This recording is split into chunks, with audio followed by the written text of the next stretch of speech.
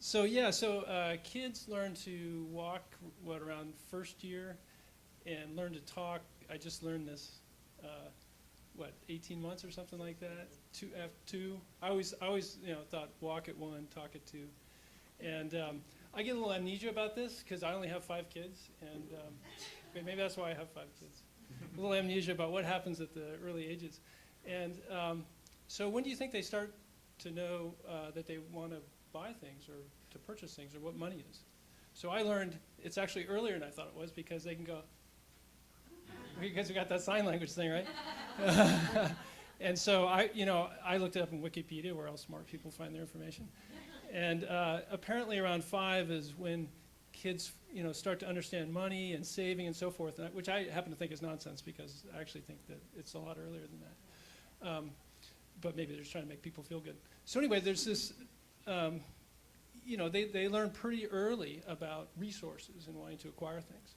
Now, what do you think the average age for a kid is to have their first substantive money talk with their parent?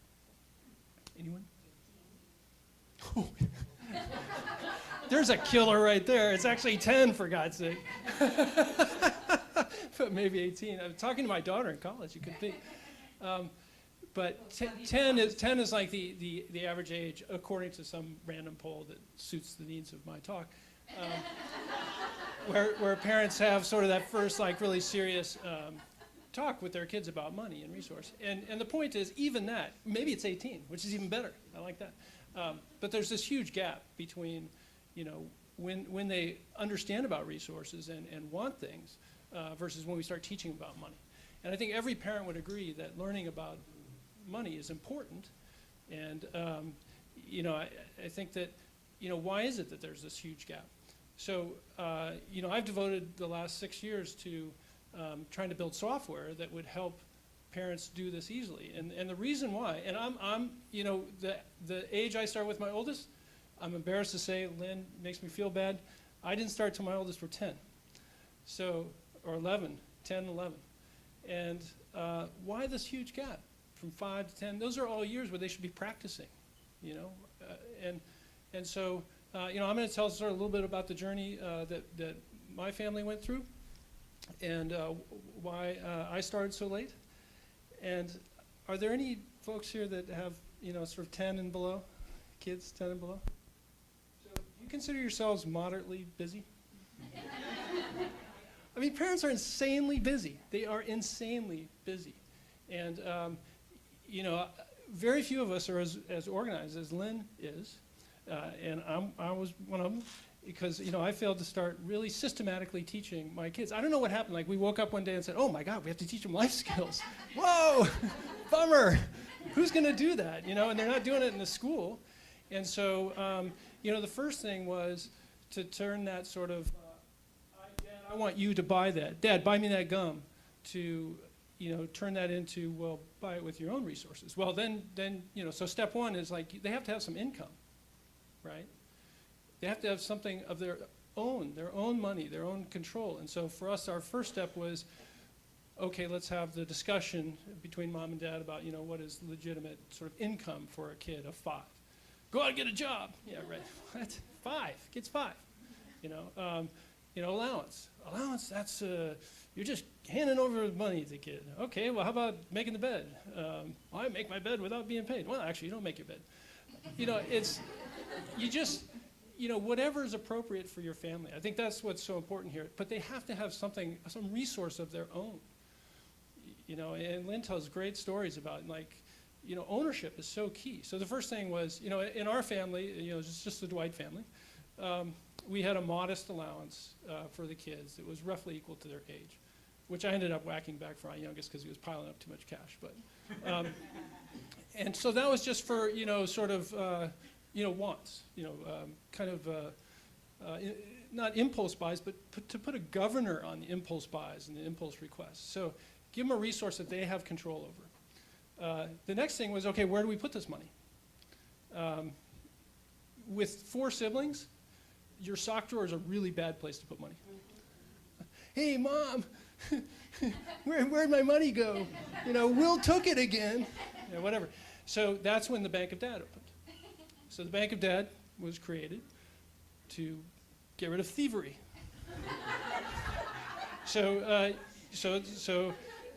When Quentin, who's my 10-year-old now, finds a quarter in the couch because I get excited that the Niners won, or get upset that Milky Cabrera's been doing steroids, then he brings it to me and says, "Dad, put this in the bank of debt."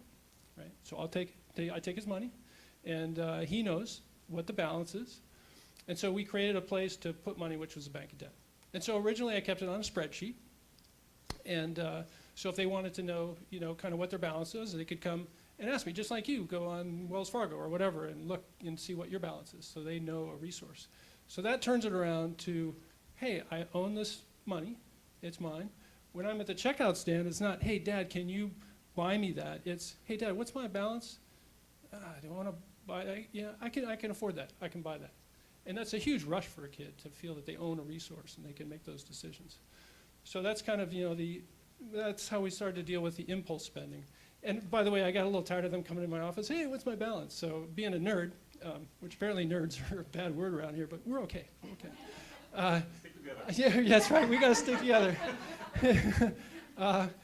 I built a website for them, just sort of, on a weekend, so the kids could come in. Well, this was a real crappy version of the current product, but so I built them a website so they could sign in and see what their balance was, right? And then Mom and Dad could add money or ding them, whatever, through our login. So, you got income, you got sort of impulse spending. Okay, well now I want the big Lego set.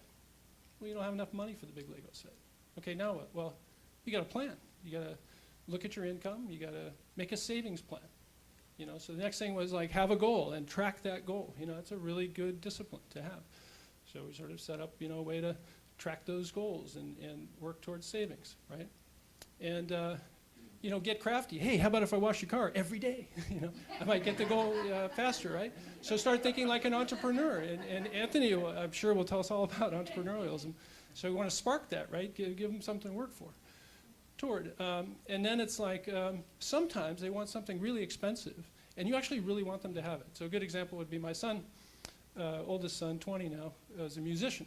And so GarageBand is a fabulous thing on the Mac where they can do recording and all that stuff. And so his drum teacher's you really ought to get him a laptop with GarageBand. So stupidly, all my stories start with how stupid I was and then got slowly smarter. At least that's what my wife tells me. But so I stupidly went out and just bought him a Mac, which is crazy. It's super expensive. Within a couple of months, he actually trashed that machine. I was so furious. I was furious at myself. I was furious at him. And so then, he comes back a couple of months later. It's like, hey, Dad, drum teacher says I need, GarageBand. Can you get me another laptop? I'm like, no. Are you crazy? You just trashed that thing. So that's when the loan was born. So I say, well, I really want my son to play music and be creative. GarageBand, it's an awesome thing. I don't want to take that away. But how about this? I'll give you a loan, and I'm going to garnish your wages. So we're going to take 50% of your allowance, and that's going to go right to paying off this loan. And it takes over a year. It's a long time for a kid. This is almost an infinite amount of time. So you know what? Still has that laptop. He trashed it when it was just me buying stuff. He takes care of it when he's paying for it. So I actually think, this is different for every family. I actually think loans can be a very effective way to teach the value of a dollar. If you see half of your paycheck going out, like it's going to be going out for your mortgage later when you're older, this is an interesting experience to have. Sometimes there are what we call unplanned loans. So it's 3 in the morning. Phone rings. Hey, Mr. Dwight, you know where your daughter is? Yeah, she's right down the hall. A little technical difficulty? I didn't see the audio. I don't know. Okay. Might have to just use the... Hello? Everyone's pushing me in a different direction. I feel like I'm going to fall off a cliff all of a sudden. So anyway, so then there's sort of the unplanned loan. Get the call in the middle of the night. You know where your daughter is? Yeah, she's right down the hall sleeping. No, she's not, sir. She's at the Stanford campus with your car. So she had just gotten her license. And she forgot to turn on her lights when she started driving through campus. And she got busted. $300 ticket. She didn't have $300. That's what I call an unplanned loan. So, I would rather have her pay that back over a series of months and, repay that debt and have a system in place. The Bank of Dad that's a little more formal. And Lynn has a great quote in her book. It says, numbers don't nag. So the cool thing about numbers is, hey, you did this. It cost $300. It's coming out of your allowance every week. Sorry, and that's it. That's the end of the discussion. Then it moves to sort of, spending against a budget. So just like Lynn did, we would take, certain amounts of spending that we're already doing on the kids' behalf and put them under the kids' control. And so, I like to pick like a category the kid really cares about. My daughter loved clothing. So the process was 3 steps, make a budget. I knew I'd picked the right category when the name of her budget was clothes now with an exclamation point. So that's what she has entered in the system. I demo it all the time. And, make a budget and then, have a conversation. Hey, you gonna wear any underwear? Like you might have forgotten an item. I have the same problem you do. But I remember that crack line. I like that. That's funny. So make a budget, and then we set up like an expense allowance that matched the budget. And I like to do it annually because it's a really good experience to try to meet something out over a long period of time. And then get out of the way. Let her make the decisions. And, as long as the kids aren't buying cigarettes or beer or whatever, then, that's cool. I generally try to not get in their way and have ownership. So it went great the first year, and she did a pretty good job. And then the second year in high school, I think she got invited to a prom or something. And that she decided that a good way to spend her money would be on the Neiman Marcus chiffon gown, which I thought was probably not a great idea. I didn't think she'd wear it again, but what do I know? So I gave my kind advice, which she dismissed, and boom, 80% of her budget toast. And, I'll say that she had to sort of, live within her budget for the rest of the year. And that was better than any lecture I could, ever dream up. Just the fact that she, had agreed to the budget and sort of had to go completely cold turkey for the last 3 months of the school year. She really remembered that. That was a story. You created a story. And, the next thing we kind of moved on to was, okay, how about thinking a little bit longer term for the younger kids, starting to take a little money out of the income source that's coming in and put it towards something like long-term saving, like college. And philanthropy. We got really interested in getting our kids involved in philanthropy, so take a little bit out of that and set that aside. And we sit down, we have a conversation with our kids, how much you've got this income coming in, what percentages do you want to split between the 3? We try not to dictate it, but it's got to be north of 0, Oh, 0.2% to philanthropy. Wow, you're a big guy. And then, we have this account that's accruing over the weeks. And the neat thing about technology is you can have things that remind you. Because remember, we're insanely busy, right? So one of the cool things about technology is, I get an alert every time, Quentin, my 10-year-old, his balance gets to $50, and then we sit down and have a conversation about where we want to donate that money. So, basically, what's really interesting about this, and it's really fun to meet the other panelists, is we all have a lot of the same experiences. I mean, I read 2 books. One was The First National Bank of Dad by David Owen. I read it after I wrote the first version of software. And I'm like, that was deja vu. I just reinvented what that dude invented, 5 years ago. And then just recently I read Lynn's book and I go, oh my God, she's brilliant. I just reinvented what Lynn invented 20 years ago, It's like, well, I'm an idiot. And the nice thing is I've got 5 kids. So even though I started late with my oldest ones, I was able to, have these experiences and then experiment on my youngest one. And what's so nice is now that, we did write the software, which basically the software is just, we call it a virtual family bank. And it's just a way for parents to run a mock bank, if you will, which is real money. And it's just keeping track of balances, just like it describes in Lynn's book. Honestly, I didn't read it beforehand, but it's an awesome book. And I recommend that you read the book. But the point is, I think that we can use, it's so much easier now with Quentin, who grew up from the age of 4 using this first very simply and then, adding more stuff. It's so much easier with him. These habits are just second nature.